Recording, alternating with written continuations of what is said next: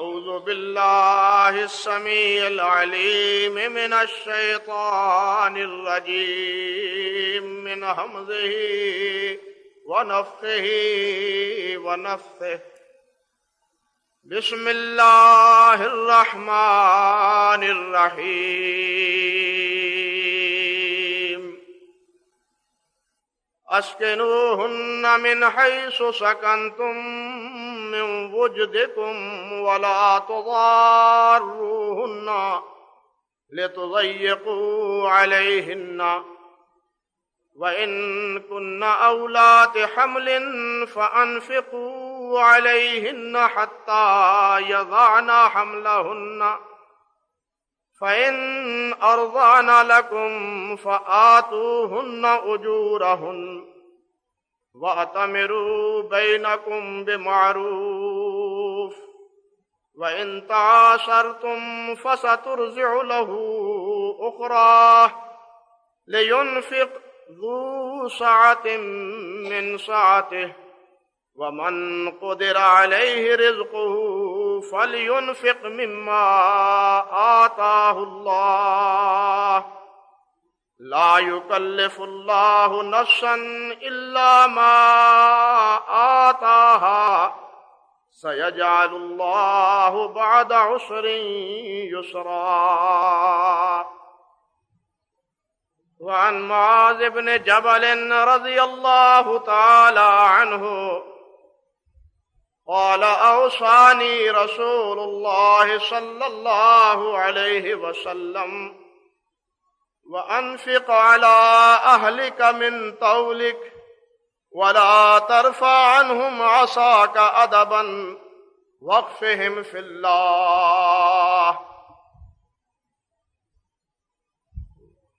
محترم بزرگوں، بھائیوں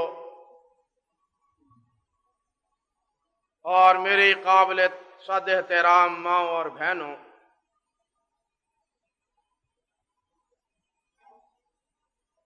حضرت سیدنا معاذ بن جبل رضی اللہ تعالی عنہ کی حدیث کے مطابق، جس میں وہ بیان فرماتے ہیں کہ مجھے نبی کریم حضرت محمد الرسول اللہ صلی اللہ علیہ وسلم نے 10 باتوں کی وصیت فرمائی.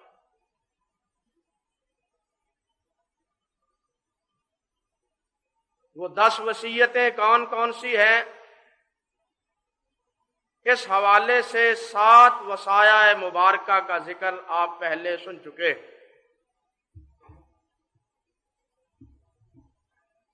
8ویں وصیت یہ تھی کہ وَانفِقْ عَلَىٰ أَهْلِكَ مِن طَوْلِكَ، اے معاذ، جس قدر اللہ نے تمہیں نوازا ہے اور اللہ ذوالجلال والاکرام نے جن نعمتوں سے تمہیں سرفراز فرمایا ہے،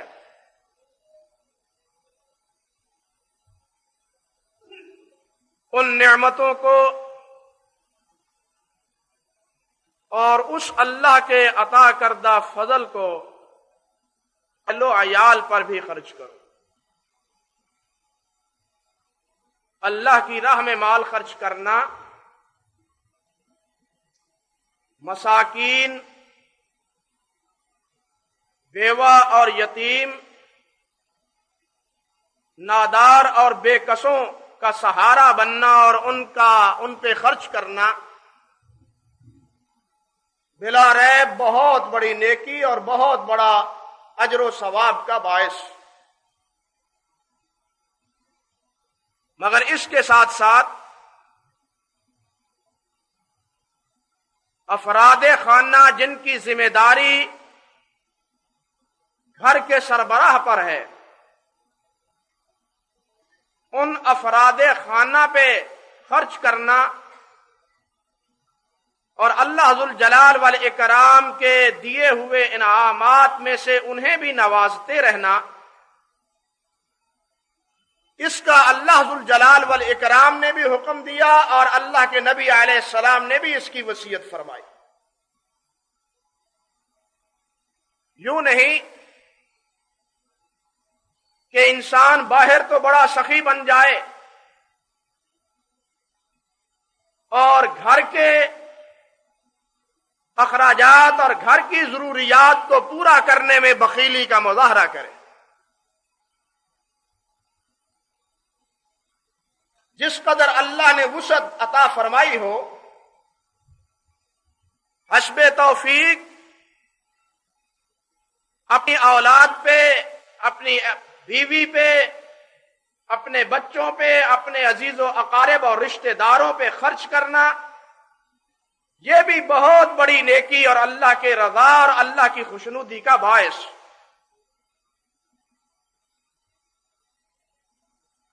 یہ تو اللہ ذوالجلال والاکرام کی تقسیم ہے، اور اللہ ذوالجلال اپنی حکمت کے مطابق اپنے کارخانہ قدرت کو چلانے کے لیے مختلف حضرات کی مختلف ڈیوٹیاں اور ذمہ داریاں لگا رکھی ہیں، اور اسی لیے سب کو برابر نہیں، سب کو ایک جیسا نہیں بنایا، بلکہ ان میں مال کے اعتبار سے بھی تفاوت پایا جاتا ہے، اولاد کے اعتبار سے بھی فرق پایا جاتا ہے۔ بلکہ یہ بات بھی دیکھنے میں آئی کہ بعض وہ ہیں جنہیں اللہ وافر مال عطا فرماتا ہے لیکن اولاد سے محروم ہے، وہ بھی ہیں جن کو اللہ ذوالجلال اولاد عطا فرماتا ہے لیکن مال اور ان پہ خرچ کرنے کے لیے ان کے پاس بس قوت لا یموت ہی کی کیفیت ہوتی۔ وہ بھی ہیں جن کو نہ مال دیتا ہے نہ اولاد دیتا ہے، درمیانے طبقے میں اللہ ذوالجلال والاکرام رکھ دیتا ہے۔ یہ سب اللہ وحدہ لا شریک کی تقسیم ہے، اللہ جلال والاکرام کا فیصلہ ہے۔ رب ذوالجلال والاکرام فرماتے ہیں اہم یقسمون رحمت ربک، اہم یقسمون رحمت ربک، کیا یہ لوگ اللہ کی رحمت کے تقسیم کرنے والے ہیں؟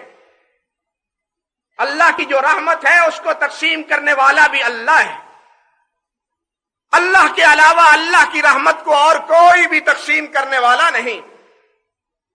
فرمایا نحن قسمنا معیشتہم فی الحیات الدنیا، اس دنیا میں ہم نے ان کی معیشت کو تقسیم کیا ہے، کسی کو مالدار بنایا، کسی کو متوسط درجے کا بنا دیا، کسی کو فقیر بنا دیا، محتاج بنا دیا۔ یہ سب اللہ سبحانہ و تعالی کی تقسیم اور اللہ سبحانہ و تعالی کی عطا ہے۔ وَرَفَعْنَا بَعْضَهُمْ فَوْقَ بَعْضٍ دَرَجَاتٍ، فرمایا اور بعض کو ہم نے بعض پہ فوقیت دی درجے اور مرتبے کے اعتبار سے۔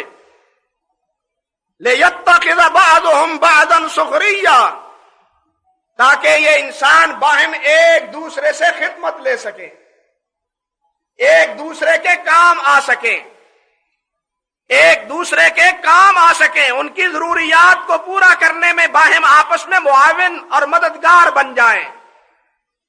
اگر سبھی یکساں ہوں تو خدمت گزار کون ہوگا؟ مکانوں کو تعمیر کرنے والا کون ہوگا؟ جناب یہ حجامت بنانے والا کون ہوگا؟ لباس بنانے والا کون ہوگا؟ جوتے بنانے والا کون ہوگا؟ یہ سب اللہ سبحانہ و تعالیٰ کی تقسیم، کسی کو کوئی ڈیوٹی، کسی کی کوئی ذمہ داری۔ یہ اسی لیے کہ یہ اللہ ذوالجلال والاکرام کا کارخانہ، یہ کارخانہ دنیا کا یہ تو اللہ نے چلانا ہے نا۔ جس طرح ایک فیکٹری چلانے والا مالک، فیکٹری میں رکھنے والے مزدور اور ملازم، ان کی درجہ بندی اور ان کے آپس میں تفریق اور آپس میں تقسیم کار ہوتی ہے، بالکل اسی طرح اللہ ذوالجلال والاکرام نے بھی اپنا یہ کارخانہ قدرت چلانے کے لیے تقسیم کار کر رکھی ہے۔ یہ اللہ ذوالجلال کا فیضان اور اللہ ذوالجلال کا کرم ہے، کسی کو اگر اولاد دیتا ہے یا کسی کو مال دیتا ہے۔ حکم یہ ہے کہ جس کو مال دیا جائے اور اولاد بھی دی جائے، اس کے بارے میں اللہ فرماتے ہیں لِيُنْفِقْ ذُو سَعَةٍ مِّن سَعَتِهِ وَمَنْ قُدِرَ عَلَيْهِ رِزْقُهُ فَلْيُنْفِقْ مِمَّا آتَاهُ اللَّهُ۔ چاہیے کہ جو صاحب وسعت ہے وہ وسعت کے مطابق خرچ کرے، وَمَنْ قُدِرَ عَلَيْهِ رِزْقُهُ، اور جس کا رزق کم ہو، اس میں کمی ہو، فَلْيُنْفِقْ مِمَّا آتَاهُ اللَّهُ، تو وہ اسی کے مطابق خرچ کرے جس قدر اللہ نے اسے نواز رکھا ہے، دے رکھا ہے۔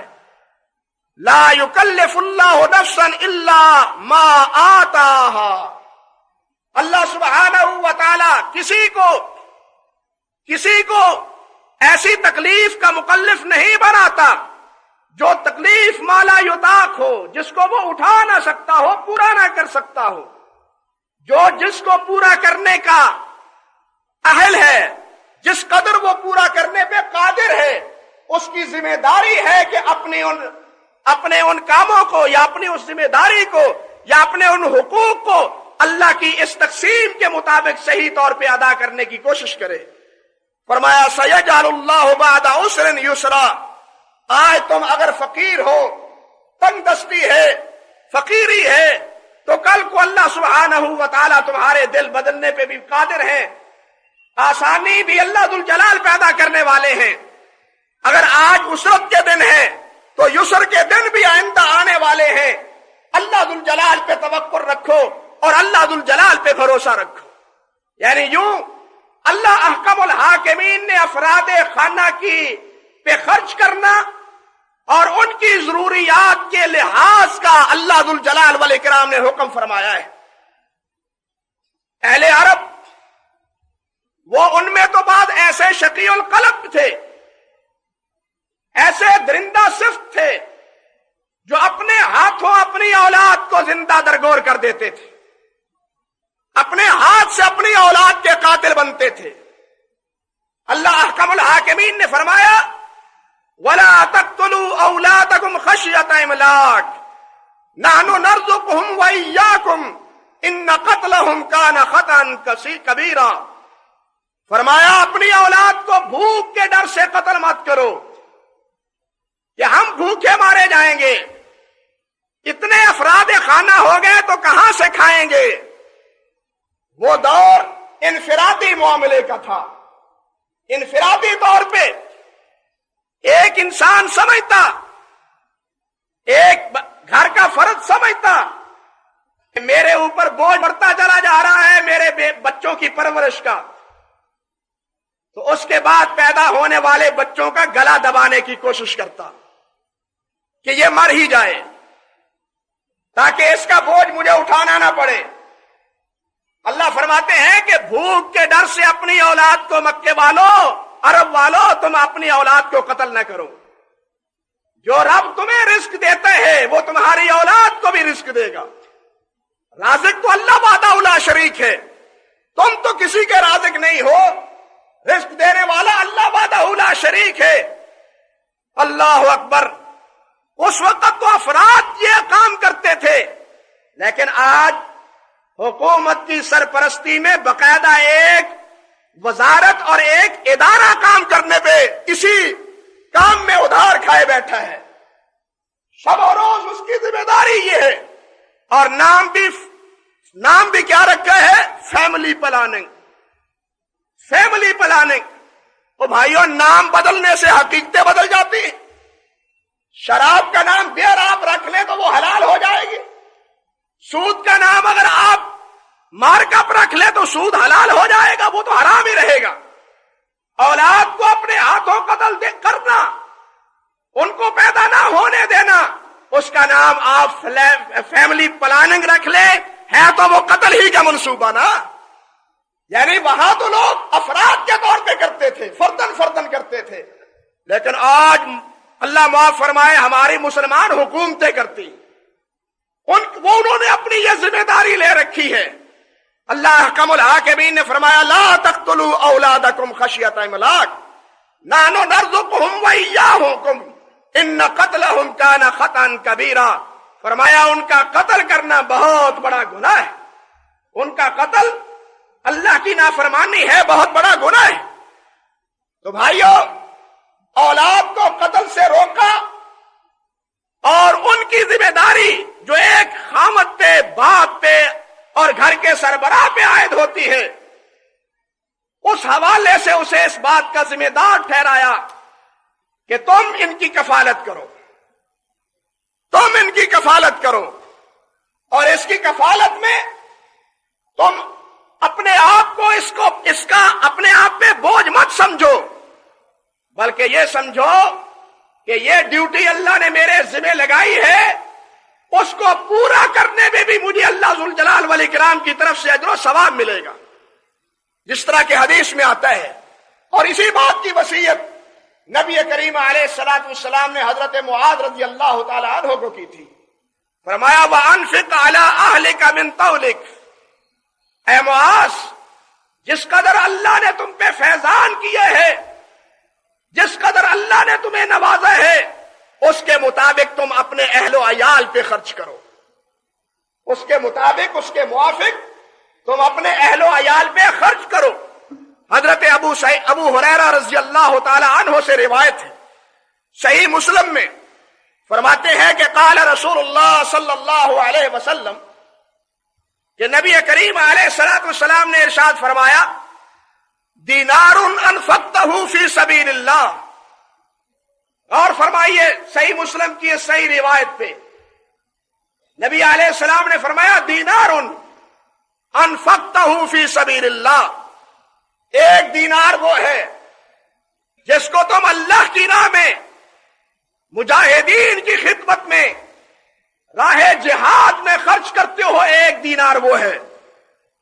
فرمایا وَدِینَارٌ أَنفَقْتَهُ فِي رَقْبَةٍ، ایک دینار وہ ہے جس کو تم غلاموں کے آزاد کرنے میں خرچ کرتے ہو، صرف کرتے ہو، کہ یہ پیسے میں نے غلام کے آزاد کرنے میں لگا دیے۔ فرمایا وَدِینَارٌ تَصَدَّقْتَ بِهِ عَلَىٰ مَسَاکِین، ایک دینار وہ ہے جو تم مسکینوں پہ صدقہ کرتے ہو، جو آپ مسکینوں پہ، ناداروں پہ، یتیموں پہ اور بےسہارا لوگوں پہ تم خرچ کرتے ہو۔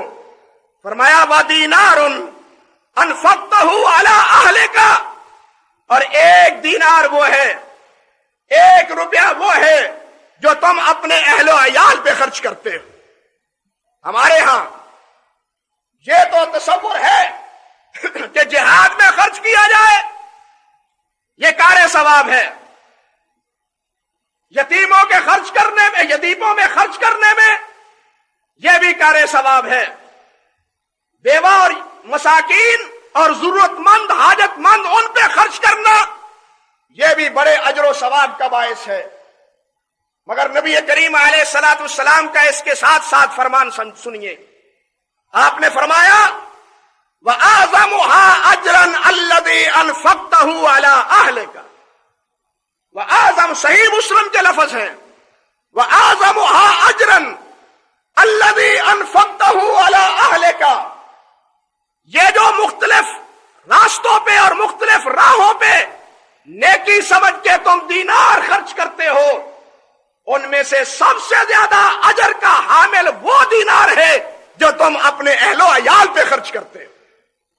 یعنی ایک مال وہ جو جہاد پہ خرچ کیا جاتا ہے، غریبوں پہ خرچ کیا جاتا ہے، ناداروں پہ خرچ کیا جاتا ہے، اور ایک وہ ہے جو اللہ کا فریضہ اور نبی کا حکم سمجھ کے اہل و عیال پہ خرچ کیا جاتا ہے۔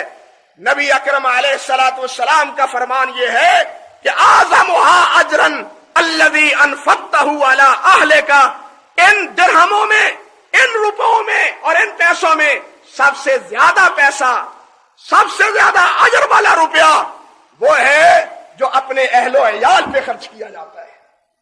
اللہ اکبر۔ حضرت سعد ابن ابی وقاص رضی اللہ تعالی عنہ، یہ روایت صحیح بخاری میں ہے، حضرت سعد عشرہ مبشرہ میں سے ہیں. فرماتے ہیں کہ نبی کریم علیہ الصلوۃ والسلام نے مجھے ارشاد فرمایا انک لن تنفق نفقۃ تبتغی بها وجہ اللہ الا اجرت علیہا حتی ما تجعل فی امرتک حتی ما تجعل فی امرتک. اللہ اکبر. فرمایا ساتھ جو مال بھی تو اللہ کو راضی کرنے کے لیے خرچ کرتا ہے، اللہ کی رضا کے لیے، اللہ کی خوشنودی کے لیے، الا اجرت علیہا، تمہیں اس کا اجر ملے گا، اجر پائے گا. ہر پیسے کا پیسہ جو خرچ کیا ہے اللہ کو چاہنے کے لیے، اللہ کو راضی کرنے کے لیے، اللہ کو خوش کرنے کے لیے، فرمایا اس کا تمہیں اجر ملے گا.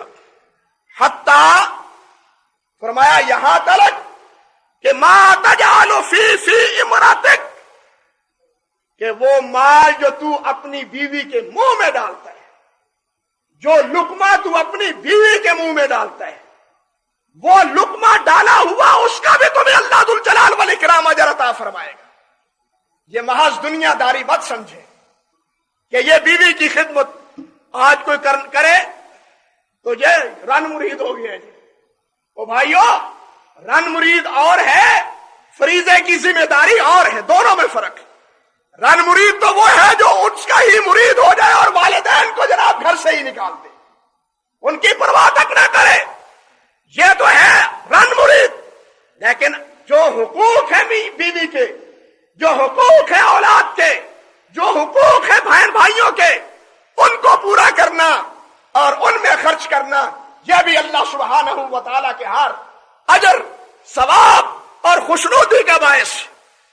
حضرت ابو ہریرہ رضی اللہ تعالی عنہ سے روایت صحیح بخاری میں ہے، فرماتے ہیں کہ قال رسول اللہ صلی اللہ علیہ وسلم، کہ نبی کریم علیہ الصلوۃ والسلام نے فرمایا افضل الصدقۃ ما ترک غنا والید العلیٰ خیر من الید السفلی.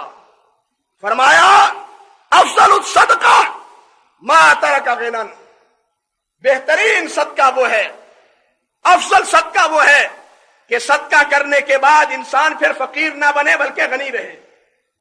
یہ خود تو دے دے، ایسا نہ ہو کہ سب کچھ ہی لٹا دے اور پھر خود فقیر بن جائے، در در کی ٹھوکریں کھانے لگے، سائل بن کے گزارا کرے. فرمایا نہ، بلکہ وہ صدقہ اور ایسا صدقہ کہ اللہ کی راہ میں مال خرچ بھی کیا جائے اور اس کو اپنے لیے رکھا جائے تاکہ اپنے اور اپنے اہل و عیال کی ضروریات کو پورا کر پائے. فرمایا والید العلیٰ خیر من الید السفلی، یہ اوپر کا ہاتھ، الید العلیٰ اوپر کا ہاتھ، دینے والا ہاتھ، خیر من الید السفلی، یہ بہتر ہے لینے والے کے نیچے والے ہاتھ سے. دینے والا ہاتھ اوپر ہوتا ہے، لینے والا ہاتھ نیچے ہوتا ہے. فرمایا یہ دینے والا ہاتھ بہتر ہے نیچے والے ہاتھ سے. فرمایا وابدأ بمن تعول. اللہ اکبر. اور خرچ کرنے والے، تم خرچ کرتے ہو لیکن یاد رکھو وابدأ بمن تعول، جس کی تم کفالت کرتے ہو، جن کی کفالت تمہارے ذمے ہے، وابدأ، ان سے ابتدا کرو اللہ کی راہ میں خرچ کرنے کی. یہ نہیں کہ گھر تو خاک اڑنے والی ہو اور باہر سخی کہلانے والا ہو، بلکہ خرچنے کے لیے سب سے پہلے اولیت اپنے گھر سے، اپنے عزیزوں سے، اپنے اقارب سے، پھر اپنے پڑوسیوں سے، اپنے بھائی بہنوں سے کرنی چاہیے. اللہ اکبر کبیرہ. ایک حدیث میں آتا ہے حضرت عبداللہ ابن مسعود رضی اللہ تعالی عنہ سے کہ وہ کون ہے؟ وابدأ بمن تعول امک واباک واختک واخاک وادناک ثم ادناک. تمہارا باپ، تمہاری اماں، تمہاری بہن، تمہارا بھائی، پھر تمہارے قریبی رشتہ دار. آج اللہ معاف فرمائے بھائی بھائی کو اس طرح کاٹتا ہے جس طرح دشمن دشمن کو کاٹتا ہے. بھائیوں کے مابین وہ مودت اور وہ اخوت جو مسلمانوں کا ترہ امتیاز تھا وہ آج بالکل انقا ہو چکا. بھائی صحیح معنوں میں شریک بن کے رہ گئے، بھائی بہنوں سے اور بہنیں بھائیوں سے، بھائی بھائی سے، ایک دوسرے کے شریک، ایک دوسرے کے دشمن.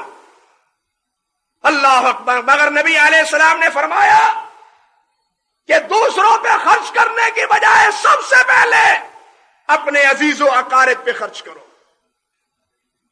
اپنے بھائیوں پہ خرچ کرو، اپنے بہنوں پہ خرچ کرو. کتنے بھائی ہیں آسودہ حال ہیں، بہنیں ہیں وہ تنگ دست ہیں، وہ نادار ہیں. بھائی کے پیسے کا اظہار وہ باہر تو ہو رہا ہے، لیکن بہن اپنے گھر میں بھوکی بیٹھی ہوتی ہے. بتلائیے ایسے بھائی کے پیسے کا کیا نتیجہ نکلے گا؟ نبی اکرم علیہ السلام نے فرمایا وَابْدَأْ بِمَا تَعُولُ، اور جن کی تمہارے اوپر ذمہ داری ہے، جن کی تم کفالت کرتے ہو، ان سے ابتدا کرو. حضرت ابو ہریرہ رضی اللہ تعالیٰ عنہ فرماتے ہیں یہ روایت بیان کرنے کے بعد کہ ایسا نہ ہو کہ تقول المرأة اما ان تطعمنی و اما ان تطلقنی. ایسا نہ ہو کہ بیوی کہے کہ میاں صاحب میری ضروریات پوری کیجئے ورنہ مجھے طلاق دے دیجئے. اگر مجھے کھانا نہیں دے سکتے، پہننے کے لیے کپڑا نہیں دے سکتے، جو ایک خاوند کا فریضہ ہے، نفقہ بیوی کا فریضہ ہے خاوند پہ کہ وہ پورا کرے، جہاں سے بھی وہ پورا کرتا ہے. عورت کے ذمہ یہ نہیں ہے. لیکن ہمارے ہاں گنجا بالکل الٹی چلتی ہے بعض گھرانوں میں، اور بعض گھروں میں دیکھنے میں یہ بات آئی، خاوند نکھٹو ہے اور عورت بیچاری در در پہ سائلہ بن کے سوال کر کر کے، مزدوری کر کر کے، محنت کر کر کے، کپڑے دھو دھو کے، برتن صاف کر کر کے اپنے بچوں کا پیٹ پالتی ہے. یہ عورت کی ذمہ داری نہیں ہے، خاوند کی ذمہ داری ہے. حضرت ابو ہریرہ فرماتے ہیں ایسا نہ ہو کہ بیوی کہے کہ یا تو میری کفالت پوری کرو یا مجھے فارغ کر دو. وَيَقُولُ الْعَبْدُ أَطْعِمْنِي وَإِلَّا فَبِعْنِي، غلام کہے کہ یا تو میرے نان و نفقے کا انتظام کرو، اگر نہیں کر سکتا تو فروخت کر دو، کسی اور کے گھر جا بسوں. فرمایا یا یہ اس کے علاوہ وَيَقُولُ الْإِبْنُ أَطْعِمْنِي إِلَىٰ مَنْ تَدْعُونِي، اور بیٹا کہے ابا جی روٹی تو دو، کھانے کے لیے کچھ بھی نہیں، کہاں جائیں، کس کے سپرد کر رہے ہیں ہمیں.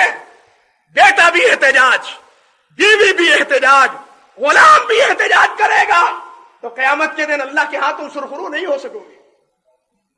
بھائیو یہ خامد کی اور گھر کے سربراہ کی ذمہ داری ہے کہ وہ اپنے اہل خانہ کے ضروریات کا لحاظ کرے. حضرت حسن فرماتے ہیں، صحیح ابن حبان میں روایت ہے، حضرت حسن ابن علی رضی اللہ تعالی عنہ نبی علیہ السلام کے نواسے فرماتے ہیں کہ رسول اللہ صلی اللہ علیہ وسلم نے فرمایا ان اللہ سائل کل راعٍ عما استرعاہ حافظ ام ضیع حتی یسأل الرجل عن اہل بیتہ.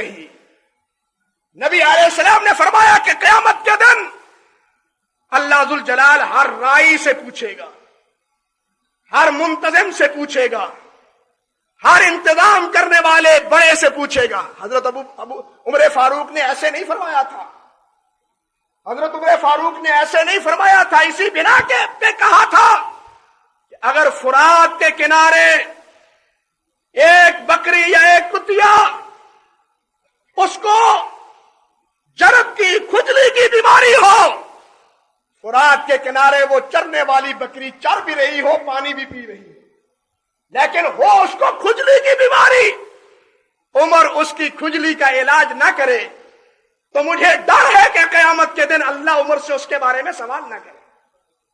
یہ تو ان کو ہے جو ان کو اللہ کے ہاں خوف ہے، جن کو اللہ کے ہاں ڈر ہے، جو اللہ کے ڈر سے نکل گئے اور ایک ہی ڈر امریکہ کا سوال ہو گیا، انہوں نے اپنے افراد کو کچومر بنا کے رکھ دیا. انا للہ و انا الیہ راجعون.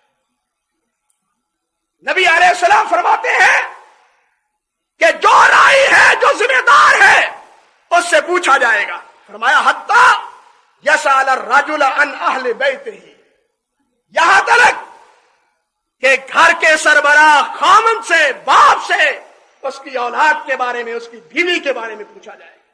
اللہ اکبر، کہ تم نے اپنی ذمہ داری پوری کی، نان و نفقہ پورا کیا، تربیت درست کی، ان کی ضروریات کا لحاظ کیا یا نہیں کیا۔ حضرت ابو سعید رضی اللہ تعالی عنہ کی ایک حدیث سنیے، فتح ہے حضرت ابو سعید خدری رضی اللہ تعالی عنہ کہ نبی کریم علیہ الصلوۃ والسلام نے ارشاد فرمایا، من کان لہ ثلاث بنات او ثلاث اخوات او بنت او اختان، فرمایا جس کی 3 بیٹیاں ہوں یا 3 بہنیں ہوں یا 2 بیٹیاں ہوں یا 2 بہنیں ہوں، ایک کی بات نہیں کی، 2 کی یا 3 کی۔ اس لیے بات سمجھ آتی ہے، اس لیے 2-3 اللہ بیٹے دے دے نا، 2-3 4 تو والدین کہتے ایک، ماں ہی کہتی ہے ایک بیٹی ہو میرے گھر کا اور میرے ہاتھوں کا سہارا ہی بن جائے۔ ایک بیٹی کو والدین بوجھ نہیں سمجھتے، بلکہ اپنے گھر کی رونق کا ذریعہ سمجھتے ہیں۔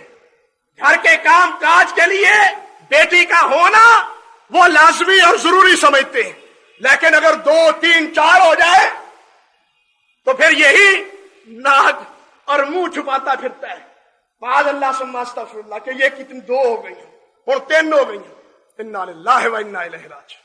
بھائی یہ تو اللہ کی دین ہے، یہ تو اللہ کی عطا ہے۔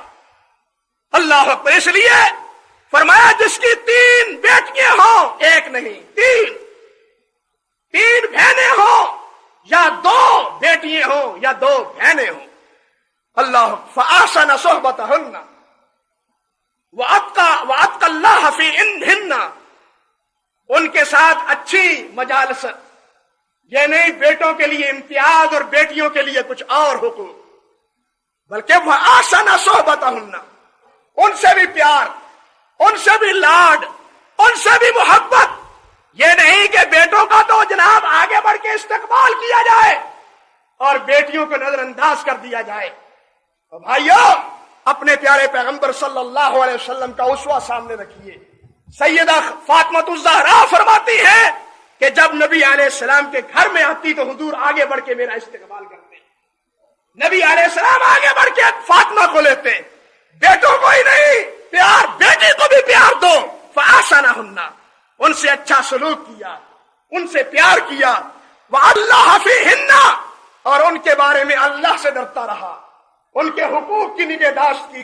ایک روایت میں ہے فَأَدَّبَهُنَّ وَأَحْسَنَ إِلَيْهِنَّ وَزَوَّجَهُنَّ، ان کو اچھا ادب سکھایا، اچھی تعلیم دی، ان کا رشتہ کیا، نکاح کر دیا، فرمایا فَلَهُ الْجَنَّةُ، اس کے لیے جنت ہے، فَلَهُ الْجَنَّةُ، اس کے لیے جنت ہے۔ اور حضرت انس رسول اللہ صلی اللہ علیہ وسلم وہ بیان کرتے ہیں کہ نبی علیہ الصلوۃ والسلام نے فرمایا من آل جاریتین، من آل جاریتین حتی تبلغا، جس نے 2 بچیاں پالی، جن کے ہاں 2 بچیاں ہوئیں، 2 بیٹیاں ہوئیں، 2 بہنیں ہوئیں، ان کی پرورش کی، تعلیم دی، نکاح کر دیا، ان کے حقوق ادا کیے، فرمایا جاء یوم القیامہ دخلت انا وهو فی الجنہ کہاتین، میں اور وہ دونوں جنت میں اکٹھے اس طرح داخل ہوں گے جس طرح یہ 2 انگلیاں ہیں، یہ باہم ملی ہوئی 2 انگلیاں، یہ جس طرح یہ ساتھ ہیں۔ فرمایا 2 بیٹیوں کی اور 2 بہنوں کی کفالت کرنے والا، ان کی پرورش کرنے والا، ان کو کھلانے والا، ان کی ضروریات کا لحاظ کرنے والا باپ اور ان کا بھائی، وہ قیامت کے دن فرمایا میرے ساتھ جنت میں یوں ہوگا۔ اس لیے بھائیو صرف یتیموں پہ، بے کسوں پہ اور بے سہارا پہ خرچ کرنا ہی نیکی نہیں، جو ذمہ داری افراد خانہ کی گھر کے سربراہ پہ ہے اس کو خرچ کرنا بھی، اور ان پہ ان کی ضروریات کا لحاظ کرنا بھی، یہ بھی بہت ہی نیکی ہے۔ بلکہ آپ سن چکے ہیں کہ نبی کریم علیہ الصلوۃ والسلام نے ارشاد فرمایا کہ اعظمها اجرا الذي انفقته على اهلك، سب سے بڑا اچھا اور بڑے درجے والا پیسہ وہ ہے جو اپنے اہل و عیال کی حقوق کی بجا آوری میں خرچ کیا جائے. اسی لیے اور اسی اہمیت کی بنیاد پہ نبی کریم علیہ السلام نے حضرت معاذ کو بطور خاص وصیت فرمائی، یعنی وصیت کی کہ معاذ وانفق علی اہلک من طولک، وانفق علی اہلک من طولک، معاذ اپنی جتنی اللہ نے تمہیں توفیق دے رکھی ہے اس کے مطابق اپنے اہل و عیال پہ خرچ کرتے رہو. یہ نہیں کہ باہر تو سخی بن جاؤ اور اپنے گھر والے وہ جناب نان و نفقہ کے لیے ترستے رہیں. نہیں، ان کی ضروریات اور ان کے جو حقوق اور فرائض ہیں ان کو پورا کرنا، یہ بھی اللہ ذوالجلال کے ہاں خوشنودی اور اللہ کے ہاں رضا کا باعث ہے. اللہ ذوالجلال ہمیں تمام حقوق جو باہر آپس میں ہیں، میاں بیوی کے، باپ اور اولاد کے، بھائی اور بہنوں کے، اسی طرح پڑوسیوں کے، دوستوں کے، تمام حقوق کو اللہ ہمیں پورے کرنے کی توفیق عطا فرمائے. وآخر دعوانا ان الحمد للہ رب العالمین.